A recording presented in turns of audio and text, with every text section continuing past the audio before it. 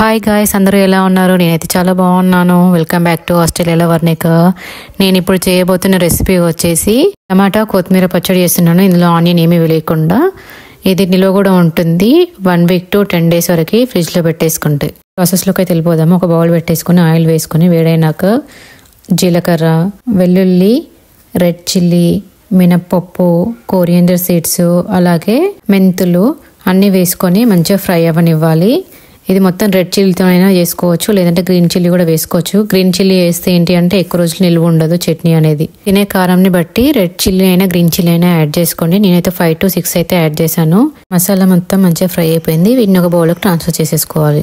మిగిలిన ఆయిల్లోనే కొత్తిమీరని వేసుకొని ఫ్రై అవ్వనివ్వాలి. అది కొంచెం ఫ్రై అయిపోయిన తర్వాత ఇందులో సన్నగా చాప్ చేసుకున్న టమాటోస్, నేనైతే మీడియం సైజు ఒకటి తీసుకున్నాను ఇందులో. అలాగే కొంచెం ఒక 1/2 స్పూన్ వరకు చింతపండు పేస్ట్, టేస్ట్కి సరిపడినంత సాల్ట్ వేసుకొని మిక్స్ చేసుకున్నాక టమాటోస్ అయితే సాఫ్ట్గా కుక్ అయ్యి వాటర్ ఏమీ లేకుండా ఉండేంత వరకు కుక్ చేసుకోవాలి. టమాటోస్ మంచిగా కుక్ అయిపోయినాయి. ఇప్పుడు స్టవ్ అయితే ఆఫ్ చేసుకొని ఇంతకుముందు తీసి పెట్టుకున్న మిక్చర్ని మొత్తము ఒక మిక్సీ జార్లో వేసుకొని పౌడర్ లాగా చేసేసుకోవాలి. నేను మొత్తం పౌడర్ చేసుకున్నాక ఇంతకుముందు కుక్ చేసుకున్న కోరియండర్ అలాగే టమాటో పేస్ట్ని కూడా వేసుకొని కచ్చాపచ్చగా అయినా వేసుకోవచ్చు, లేదంటే ఫైన్ పేస్ట్ లాగా అయినా చేసేసుకోవచ్చు. మిక్సీ పెట్టుకోవడం అయిపోయిన తర్వాత పోపు కోసం ఒక బౌల్ పెట్టేసుకొని 1 స్పూన్ వరకు ఆయిల్, ఆవాలు, జీలకర్ర, ఎండుమిర్చి, అలాగే కొత్తిమీర, కరివేపాకు వేసుకొని నెక్స్ట్ పసుపు కూడా వేసుకొని మిక్స్ చేసుకున్నాక ఇంతకుముందు మిక్సీ పట్టి పెట్టుకున్న టమాటో కొత్తిమీర పచ్చడిని కూడా ఇందులో వేసేసుకొని ఒక 2 minutes మగ్గనివ్వాలి. ఇలా వాటర్ ఏమైనా ఉన్నా కూడా చట్నీకి ఆవిరైపోతుంది. ఇలా వెయిట్ చేస్తే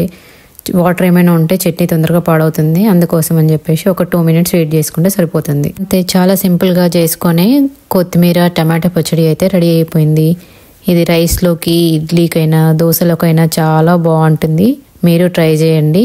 అలాగే నా వీడియోస్ నచ్చినట్లయితే ప్లీజ్ లైక్, షేర్, సబ్స్క్రైబ్ చేసి పక్కనే ఉన్న బెల్ ఐకాన్ మీద ప్రెస్ చేయడం మర్చిపోవద్దు. Thanks for watching my videos. Bye.